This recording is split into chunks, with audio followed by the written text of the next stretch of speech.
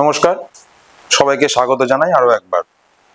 আজকে আমরা school service কমিশনের যে কবিতাটি নিয়ে আলোচনা করব সেটি উইলফ্রেড আওয়েনের লেখা একটি কবিতা, স্ট্রেঞ্জ মিটিং। এই কবিতাটি স্কুল সার্ভিস কমিশন ছাড়াও, যদি আমি খুব ভুল না করি, তাহলে আইসিএসসি বোর্ডে সম্ভবত এই কবিতাটি পড়ানো হয়, আইসিএসসি কিংবা ISC.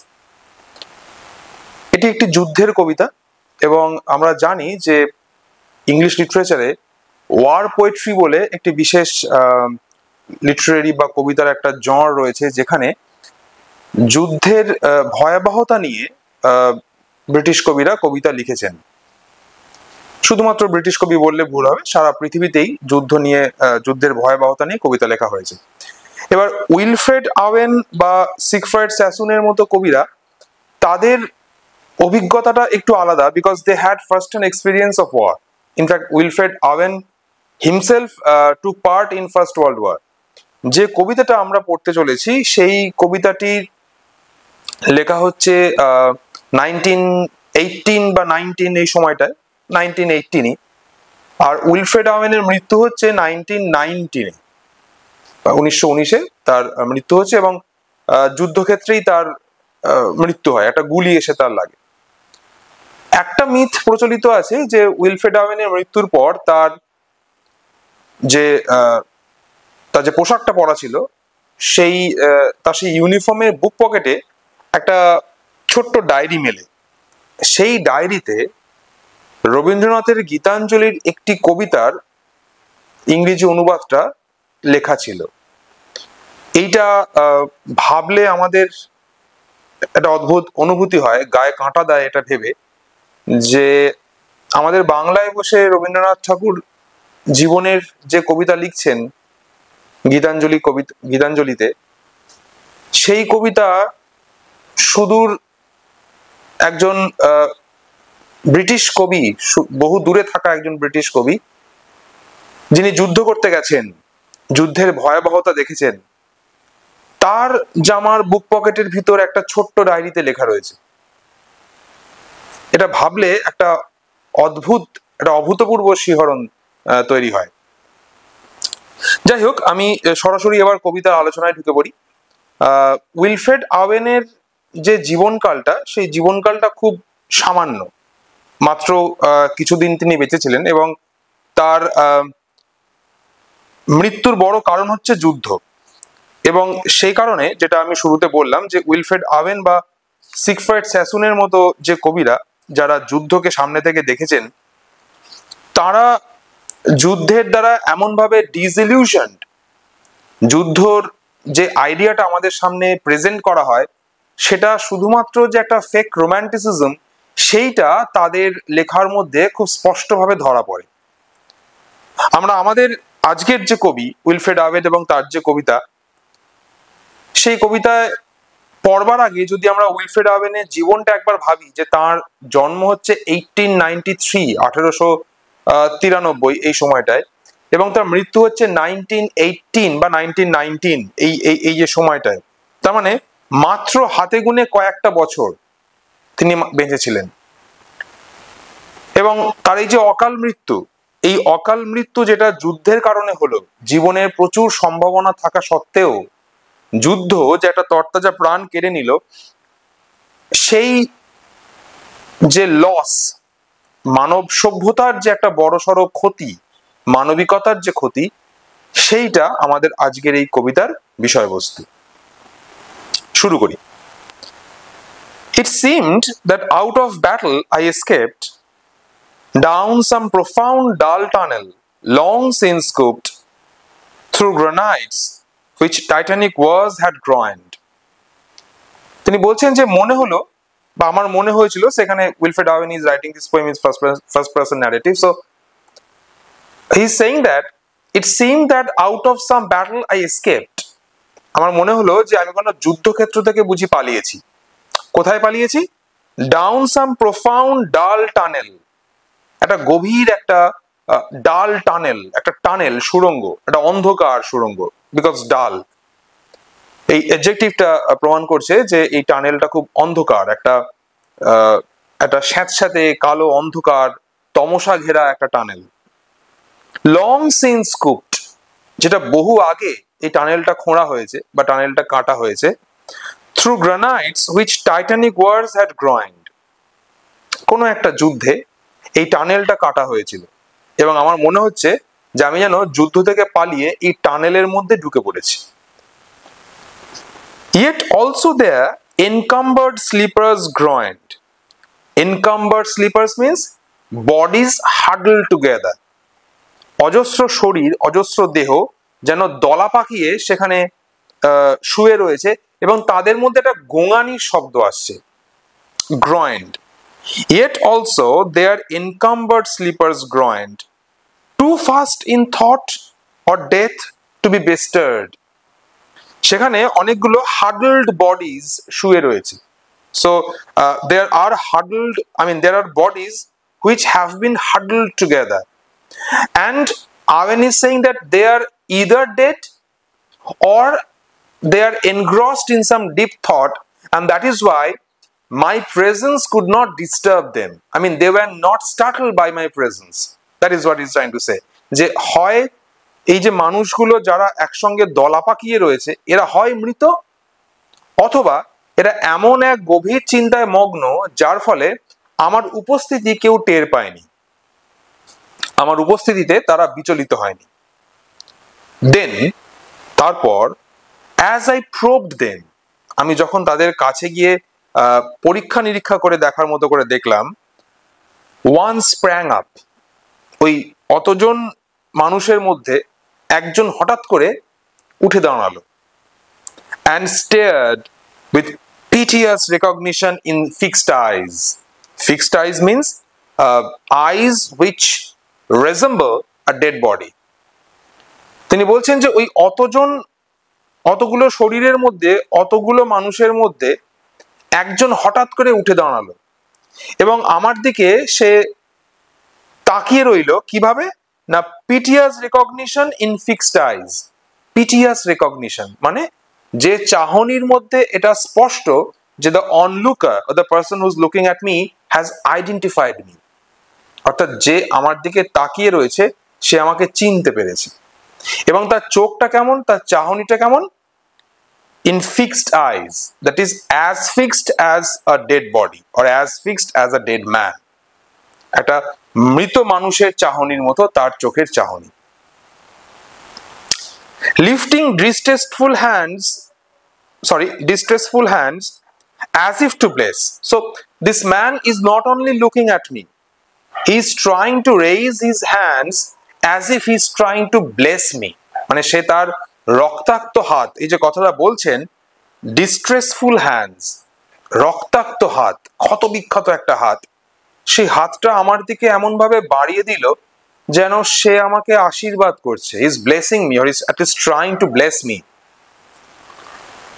And by his smile, তার হাসি দেখে, I knew that sullen hall, that is the dark tunnel. Sullen hall means dark tunnel. এই ফ্রেজেস গুলো খুব ইম্পর্টেন্ট স্কুল সার্ভিসের ক্ষেত্রে, যেটা আমি আগেও স্কুল সার্ভিসের কবিতা নিয়ে আলোচনার সময় বলেছিলাম যে যেহেতু কবিতার যে লিটারারি ভ্যালু তার তো সেটা তো আমাদের বুঝতে হবেই, সেটা না বুঝলে তো কবিতাটা পড়াটাই বৃথা হয়ে যায়। কিন্তু পরীক্ষার জন্য এই বিভিন্ন যে ফ্রেজ গুলো আছে এই ফ্রেজ গুলো নির্ভুল ভাবে জেনে রাখাটা খুব জরুরি, কারণ সেখান থেকে প্রশ্ন আসে।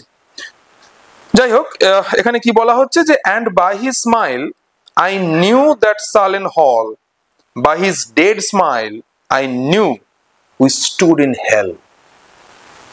তাহলে তার এই যে তার হাসি থেকে, তার এই যে প্রায় একটা ভাবলেশহীন হাসি, যে হাসির মধ্যে কোন রকম there is no sense of hospitality, যে হাসির মধ্যে there is no sense of friendship, সেই একটা ম্লান রংহীন বা বর্ণহীন হাসি, সেই হাসি দেখে উইলফ্রেড আওয়েন বলছেন যে আমার মনে হলো, আমি বুঝতে পারলাম that we stood in hell, আমরা নরকে দাঁড়িয়ে আছি।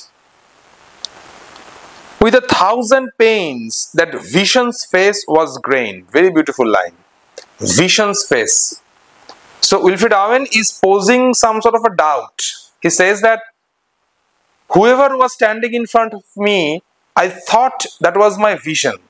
এবং আমার যে ভাবনাটা আমার সামনে চেহারা নিয়ে এসেছিল, অর্থাৎ যে মানুষটা আমার সামনে দাঁড়িয়ে আছে সে যে আমারই ভাবনার ফসল, আওয়েন বলছেন যে সেই মানুষটার মুখে অজস্র দাগ ছিল, উইথ 1000 পেইন্স, এবং সেই দাগটা কিসের?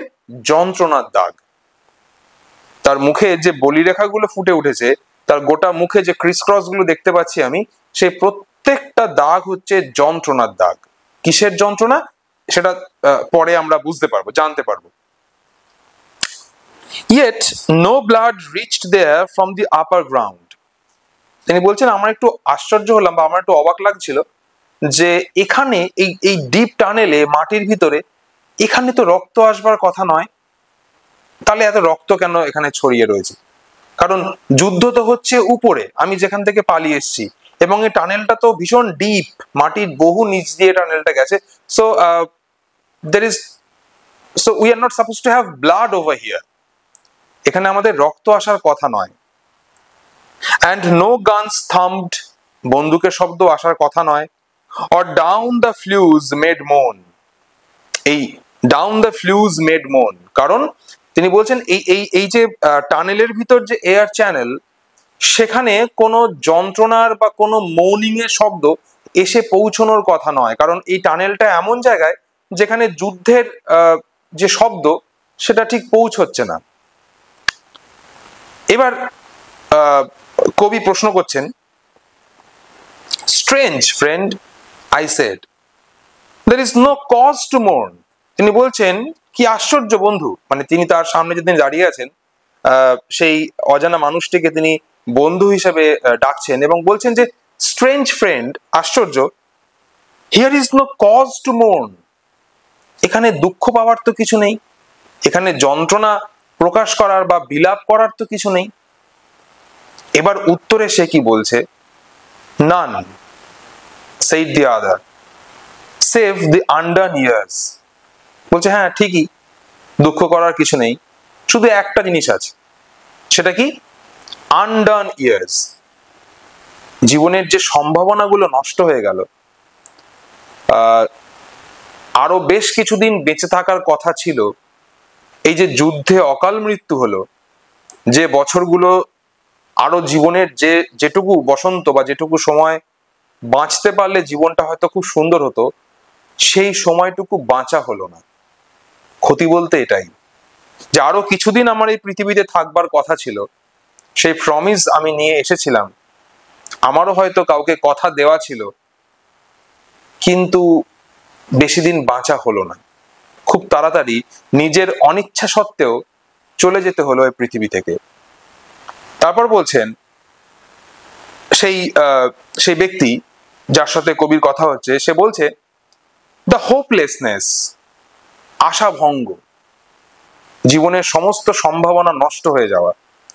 What ever hope is years was my life also, তোমার জীবনে, তিনি কবিকে উদ্দেশ্য করে বলছেন, তোমার জীবনে যে যে আশা বা স্বপ্নগুলো রয়েছে সেগুলো একসময় আমার জীবনেও ছিল, একই রকম আশা, স্বপ্ন, অ্যাম্বিশন, এগুলো আমার জীবনেও ছিল।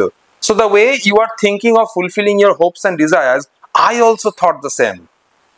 I had that potential to fulfill my desires, to fulfill my ambition, to chase my ambition, to hanker after my dreams.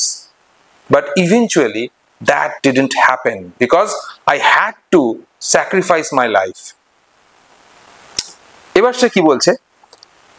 I went hunting wild after the wildest beauty in the world. এই পৃথিবীর যা কিছু রূপরস বর্ণগন্ধ সৌন্দর্য, এই সব কিছুর পিছনে আমি পাগলের মতো দৌড়েছিলাম, because I was an observer or a worshipper of nature's beauty. আমি এই প্রকৃতির যে সৌন্দর্য, সেই সৌন্দর্যের প্রেমিক ছিলাম। এবার সে স্পষ্ট করে দিচ্ছে, সে বলছে, এই যে কথাটা সে বলছে যে after the wildest beauty in the world, অর্থাৎ সে বলছে I went hunting wild after the wildest beauty in the world, which lies not in calm in eyes or braided hair. লাইনটা আরেকবার বলছি, সে বলছে which lies not calm in eyes or braided hair, মানে সে স্পষ্ট করে দিচ্ছে যে সৌন্দর্যের কথা আমি বলছি, যে সৌন্দর্যের পিছনে আমি পাগলের মতো ছুটছিলাম, সেই সৌন্দর্যটা কিন্তু কোনো নারীর সৌন্দর্য নয়। এই সৌন্দর্য কোনো মানবীর সৌন্দর্য নয়। এই সৌন্দর্য পৃথিবীর সৌন্দর্য। যে পৃথিবী বেঁচে থাকতে শেখায়, যে পৃথিবী বেঁচে থাকতে শেখাবে বলেই আমাদের এখানে নিয়ে এসেছে, সেই পৃথিবীর সৌন্দর্য। আমি তার পিছনে ছুটেছিলাম। But mocks the steady running of the hour, অর্থাৎ আমি যে সৌন্দর্যের পিছনে ছুটছিলাম, সেই সৌন্দর্য that is eternal, that is timeless, that is perpetual, because I am not talking about any beauty that resides in a human physique. মানে আমি মানুষের কোন শরীরের সৌন্দর্য কথা বলছি না। I am talking about a beauty that is permanent, that is everlasting, because that represents nature. আমি সেই সৌন্দর্যের পিছনে ছুটে বেরিয়েছিলাম। And if it grieves richlier than here, for by my glee might many men have laughed, and of my weeping something had been left which must die now. তিনি বলছেন যে আমি বেঁচে থাকলে আমার এই বেঁচে থাকার মধ্যে দিয়ে আমি হয়তো আরো বহু মানুষকে বাঁচিয়ে রাখতে পারতাম। So probably this man is referring to people who were dependent on him. এই মানুষটার বেঁচে থাকার মধ্যে দিয়ে যে মানুষগুলো বেঁচে থাকতো, সে বেঁচে থাকলে বা তার হাসি দেখার মধ্যে দিয়ে, তার হাসি মুখ দেখার মধ্যে দিয়ে পরিবারের আর যে সমস্ত মানুষগুলো বা তার আত্মীয় বর্গ বা বন্ধু বান্ধবের আর যে সমস্ত মানুষগুলো খুশি হতে পারতো, তারা আজকে কেউই খুশি নয়, কারণ এই মানুষটা নিজেই আর বেঁচে নেই, সে যুদ্ধে মারা গেছে। আরেকবার এই জায়গাটা বলি, for by my glee might many men have laughed, and of my weeping something had been left which must die now. I mean the truth untold, the pity of war, the pity war distilled. সে বলছে আমার বেশ কিছু জিনিস বলে যাওয়ার ছিল। আচ্ছা, একটা বিষয় বলে নি, সেটা হলো যে যখন স্ট্রেঞ্জ মিটিং পড়ছি আমরা বা যে কোনো কবিতা পড়ছি, যদি আমরা শুধুমাত্র লেক্সিক্যাল অনুবাদের মধ্যে আবদ্ধ থাকি, তাহলে কিন্তু কবিতাটা আমাদের বুঝতে বা বোঝাতে একটু সমস্যা হবে। মানে লেক্সিক্যাল মিনিংটার বাইরে গিয়েও আমরা যদি সিচুয়েশনাল একটা ট্রান্সলেশন কবিতাটা করে নিতে পারি, তাহলে আমাদের কবিতা পড়তে সুবিধা হয়। এটা মাথায় রেখে কবিতাগুলো পড়া উচিত। তো সে বলছে যে আমার মৃত্যুর সঙ্গেই আরো অনেক কিছু চলে গেল, মরে গেল বা নিভে গেল। কোনগুলো? I mean the truth untold, the pity of war, the pity war distilled. সে বলছে আমি বেঁচে থাকলে যুদ্ধকে নিয়ে যে রোমান্টিসিজমের মুখোশটা রয়েছে, আমি সেটাকে টেনে হিঁচড়ে ছিঁড়ে ফেলতাম।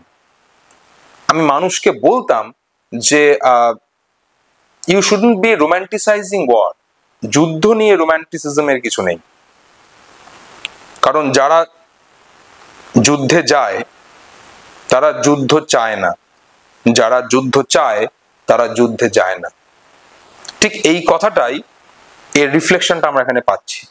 সে বলছে আমি যদি বেঁচে ফিরতে পারতাম, তাহলে আমি পৃথিবীর মানুষকে জানাতাম যুদ্ধ আসলে কতটা ভয়ঙ্কর, এবং কিভাবে simply to make us canon fodder, the state misrepresents the war, the state glorifies war, and we have a misconception regarding war. We always romanticize war, but trust me, there is nothing to romanticize it. এইটা আমি মানুষকে বলতাম, সবাইকে বোঝাতাম যে যুদ্ধ নিয়ে রোমান্টিসিজমের কিছু নেই। যুদ্ধ আসলে একটা ভয়ঙ্কর জিনিস, and it is nothing but thoughtless butchery of human beings, nothing else than that. Now men will go content with what we spoiled. বলছে মানুষ কিন্তু এটা বুঝবে না। Men will go content with what we spoiled. যা কিছু আমাদের সর্বনাশ করলো, আমাদের জীবনকে শেষ করে দিল, নষ্ট করে দিল, সেই যে যুদ্ধের রোমান্টিসিজম, মানুষ সমাজ এই আসল চেহারাটা জানতে পারবে না, যেটা আমি বেঁচে থাকলে জানাতে পারতাম।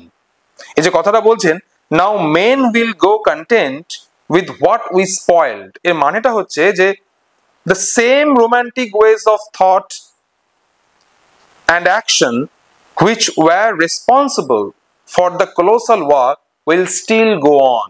So Wilfred Owen believed that one of the sole reasons of war is that society romanticizes it. এবং মানুষের এই যে রোম্যান্টিসিজম যুদ্ধ নিয়ে, এটাই যুদ্ধ বাধাতে বা যুদ্ধকে দীর্ঘস্থায়ী করতে সাহায্য করে। তাই বলছেন, আমি যদি বেঁচে থাকতাম এই ভুল ধারণাটাকে আমি ভেঙে দিতাম। or discontent boil bloody and be spilled, they will be swift with swiftness of the tigress, none will break ranks, that means none will prove false to the revolutionary ideals। মানে আর কেউ থাকলো না, এই যে আমরা সবাই মরে গেলাম যুদ্ধে এসে, আর কেউ থাকলো না যারা এটা প্রমাণ করতে পারত যে যুদ্ধ আসলে একটা ভয়াবহ জিনিস। আমাদের মৃত্যুর সঙ্গে সঙ্গেই এই পুরো যে সত্যিটা, এই সত্যিটা কোথাও একটা নিভে গেল আমাদের মৃত্যুর সাথে সাথে। Though nations trek from progress, courage was mine and I had mystery, wisdom was mine and I had mastery। সে বলছে যে courage was mine and I had mystery, wisdom was mine and I had mastery। So I had courage and mystery, I had wisdom and I had mastery। মানে আমার সবকিছু ছিল, আমার মধ্যে সাহস ছিল, আমার মধ্যে জীবনের যে রহস্যময়তা, সেই রহস্যময়তাকে খুঁজে বের করবার ক্ষমতাটুকু ছিল, এবং আমার মধ্যে উইজডম অর্থাৎ জ্ঞানও ছিল। কিন্তু এই সমস্ত কিছু, আমার জীবনের যা কিছু সম্ভাবনা, এই সমস্ত কিছু নষ্ট হয়ে গেল এক নিমেষে, এক লহমায় সবকিছু শেষ হয়ে গেল এই যুদ্ধে এসে। To miss the march of this returning world into vain citadels that are not walled। বলছে এই যে যুদ্ধের জন্য সমাজ এবং জীবনের এই যে ক্রমাগত পিছিয়ে পড়া, মানে আওয়েন বলছেন যে প্রত্যেকটা যুদ্ধ আমাদের এই সমাজের যে সভ্যতা, এই সভ্যতাকে বা সভ্যতার এই জার্নিকে পিছিয়ে দেয়। যাকে আমরা অগ্রগতি ভাবছি সেটা আসলে অগ্রগতি নয়, সেটা পশ্চাৎগতি। এবং এই এই যে দুটো লাইন ভীষণ ইম্পর্টেন্ট, এই লাইন দুটোতে তিনি আবার বলছি, লাইনটা আমি একবার রিপিট করি, to miss the march of this retreating world into vain citadels that are not walled। মানে হচ্ছে তিনি বলছেন যে I had courage and wisdom to refuse to join the backward march of the world into the citadel of vain romantic ideals। That means I had courage, I had wisdom, I had mastery, I tried to protest, I tried to refrain myself or restrain myself from this backward journey of civilization which comes because of war। যুদ্ধ যে পশ্চাৎ দিকে আমাদের নিয়ে যায়, সেখান থেকে সরে আসবার ক্ষমতা আমার ছিল, সেটার বিরুদ্ধে প্রতিবাদ করবার ক্ষমতা আমার ছিল। তারপর বলছেন, then when much blood had clogged their chariot wheels, I would go up and wash them from sweet wells। তিনি বলছেন যে আমি বেঁচে থাকলে পৃথিবীর মানুষকে বোঝাতে পারতাম, কিন্তু এখন সেটা সম্ভব নয়। তবুও সে আশা ছাড়ছে না। সে কি বলছে যে এই যুদ্ধ নামক যে রথের চাকা, এই রথের চাকাটা যখন মানুষের রক্তের পাকে আটকে যাবে, তখন আমি উঠে দাঁড়াবো, আমি তখন উঠে দাঁড়াবো। So I would go up and wash them from sweet wells। আমি গিয়ে এই রথের চাকার গায়ে লেগে থাকা মানুষের যে রক্ত, তার শরীরের ভগ্নাংশ, সেগুলোকে আমি মুছে দেব, ধুয়ে দেব। সুইট ওয়েলস, যেন এখানে সে ঈশ্বরের পবিত্র জলের ইঙ্গিতটা রয়েছে, যে জলের স্পর্শে যা কিছু অপবিত্র সেটা পবিত্র হয়ে যায়। সে বলছে আমি সে রথের চাকার গায়ে লেগে থাকা যে মানব সভ্যতার কলঙ্কের ইতিহাস, রক্তাক্ত ইতিহাস, সেই রক্তগুলোকে আমি মুছে দেব, ধুয়ে দেব। Even with truths that lie too deep for taint, that means truth that cannot be soiled, যে সত্যগুলো কখনোই আমাদের সামনে আসে না, যে সত্য মাটির বহু গভীরে চেপে থাকার মতো চাপা থাকে, সেই সত্য। I would have poured my spirit without stint, আমি লাইনটা একবার বলি, দুটো লাইন।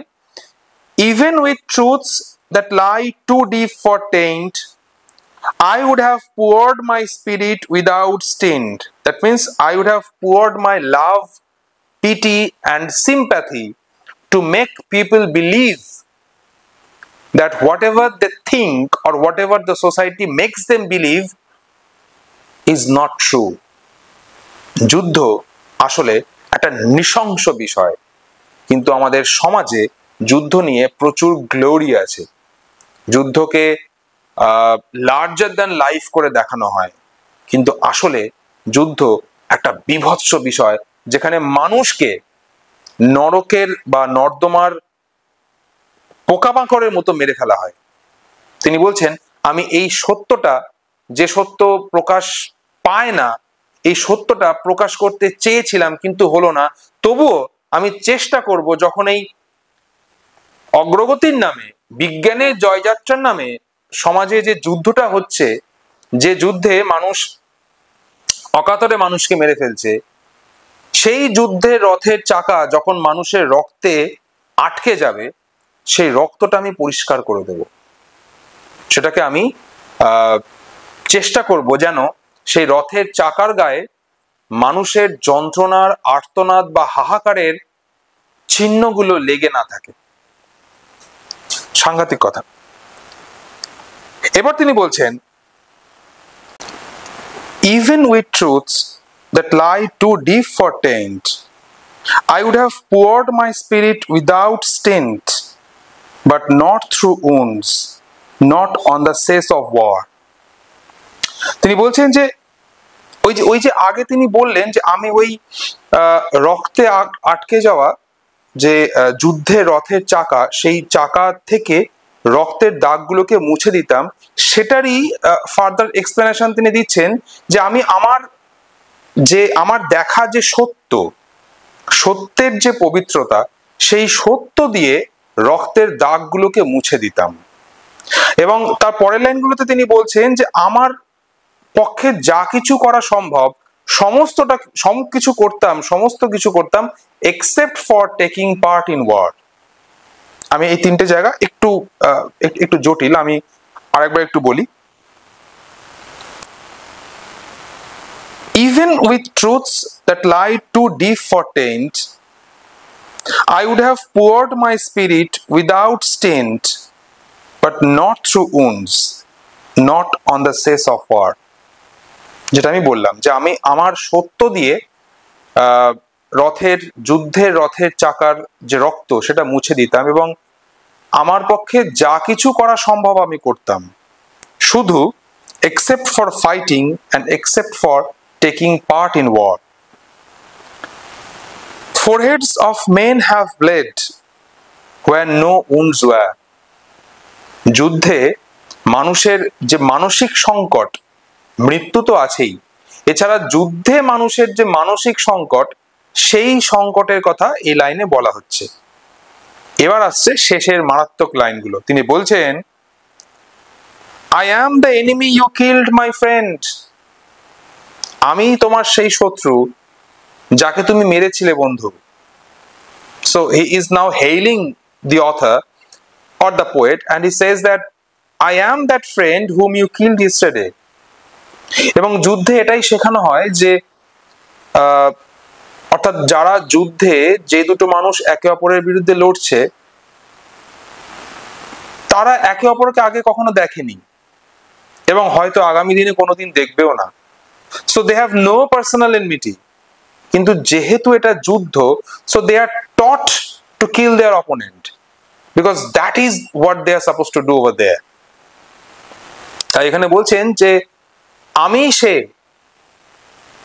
যাকে তুমি কালকে মেরেছিলে বন্ধু। I knew you in this dark, for so you frowned yesterday through me as you jabbed and killed. বলছে আমি তোমাকে চিনতে পেরেছি যে কালকে যখন তুমি আমাকে বেয়নেট দিয়ে খুঁচিয়ে খুঁচিয়ে মারছিলে, তখন তোমার চোখে তোমার চেহারায় যে অভিব্যক্তি ছিল, আজও আমি একই অভিব্যক্তি দেখতে পাচ্ছি। So what this spirit or whatever you may call it, you should call it the poet's vision. So what the poet's vision was saying, that I could recognize you the way your expression spoke to me. That means yesterday when you were killing me, you were jabbing me and killing me, I saw the same expression on your face. তোমার চেহারায়, তোমার চোখে মুখে আমি একই অভিব্যক্তি দেখতে পেয়েছিলাম। সেই অভিব্যক্তি দেখেই আমি আজ তোমায় চিনতে পেরেছি। I parried, but my hands were loath and cold. আমি প্রাণ ভিক্ষা চেয়েছিলাম তোমার কাছে, কিন্তু ততক্ষণে আমার হাত ভীষণ ঠান্ডা আর ভারী হয়ে এসেছে। Let us sleep now. এসো এবার একসাথে ঘুমানো যাক। শেষ এই যে কথাটা let us sleep now, এই কথাটা আমাদের মনে অনেকগুলো প্রশ্নের উদ্রেক ঘটাচ্ছে। যে একটা মৃত মানুষ, যেটাকে কবিতার ভিশন বলছেন, সে যখন কবিকে আমন্ত্রণ জানাচ্ছে যে let us sleep now, তাহলে কি আমরা ধরে নিতে পারি যে এতক্ষণ আমরা দুজন মৃত মানুষের মধ্যে কথোপকথন শুনছিলাম এবং কবিও কি ইতিমধ্যেই মারা গেছেন? ফার্স্ট পার্সন ন্যারেটিভ হিসেবে কবি এখানে যার কথা বলছেন, আই বলে তিনি লিখছেন, এই আই সে নিজেও কি একজন মৃত সত্তা? তাহলে মৃত্যুর পর কি দুজন মৃত মানুষের মধ্যে কথা হচ্ছে, যারা একে অপরকে মানে শত্রু বলে চিনত যুদ্ধের মাঠে? এই একটা প্রশ্নের উত্তর কিন্তু আমরা পাচ্ছি না। এইটা আমরা নিজেদের মতো করে অবশ্যই ইন্টারপ্রেট করে নিতে পারি, because we have got that license. যে আমরা if you apply our readers response theory, যে পাঠকের একটা মতামত তার যেহেতু গুরুত্ব আছে, তাহলে আমরা এই শেষ লাইনটার এক্সপ্লানেশন বা ব্যাখ্যা, সেটা আমরা নিজের মতো করে নিতে পারি। এইখানে আমাদের কবিতাটি শেষ হচ্ছে এবং এই পুরো কবিতার যে শরীরী অবয়ব বা শরীরী ভাষা, এই পুরো কবিতাটা যদি একটা ক্যানভাস হয়, তাহলে এই ক্যানভাসের প্রত্যেকটা ক্ষেত্রে আমরা রক্তপাতের চিহ্ন দেখতে পাচ্ছি। কারণ এই পুরো কবিতাটাই যুদ্ধের বীভৎসতাকে পোর্ট্রে করছে আমাদের সামনে। এবং একথা অনস্বীকার্য যে Wilfred Owen is very much successful in portraying the true colors of war. যুদ্ধের যে আসল ছবি, যেটা তিনি যুদ্ধক্ষেত্রে সামনে থেকে দেখেছেন, সেইটাকে খুব সাকসেসফুলি তিনি এখানে পোর্ট্রে করেছেন। আমার আজকের আলোচনা আমি এখানেই শেষ করছি। তোমরা অবশ্যই তোমাদের মতামত জানাবে, তোমাদের কোনো সাজেশন থাকলে জানাবে, কোনো রিকোয়ারমেন্ট থাকলে, যদি মনে হয় কোনো টেক্সট তোমরা চাইছো আলোচনা করতে টেক্সট নিয়ে, সেটা অবশ্যই আমাকে জানাবে। এবং যদি তোমাদের মনে হয় আমার এই একাডেমিক কন্টেন্টস গুলো তোমাদের ভালো লাগছে বা কোনো উপকারে আসছে, তাহলে আমাকে একটু সাপোর্ট করো। আজ এই অবধি, খুব তাড়াতাড়ি ফিরে আসবো অন্য কোনো একটি টেক্সট নিয়ে। সবাই ভালো থেকো। Thank you.